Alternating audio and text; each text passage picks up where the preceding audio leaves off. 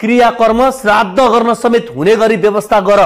कर्म हेर्दा मरेपछि स्वर्ग पुग्ने चान्स कम छ। नर्कका लागि दरबार, गाडी, शाखा अधिकृत, ड्राइभर, सहयोगी, आजीवन भत्ता पनि माग्नु। एउटा राजाले सेवा सुविधा लिनु सामन्ती र राज्यको दोहन भन्ने पपटलाल र कटप्पाहरू हजारौं राजाले सुविधा लिनुलाई लोकतन्त्र र अधिकार भन्दैछन्। यी जस्ता मूर्ख यो संसारमा कोही थिएनन् र छैनन्। फेरि यी पूर्व विशिष्टहरूका सन्तान चाहिँ कस्ता हुन्? नालायक सन्तानहरू भएपछि कसको के लाग्छ? कथित पूर्व विशिष्टहरू राज्यको सामुन्ने हात थाप्दै हात फैलाउँदै बस्दा म पालन पोषण गर्छु बालाई भन्न नसक्ने कुपुत्रहरू देख्दा दया लाग्यो।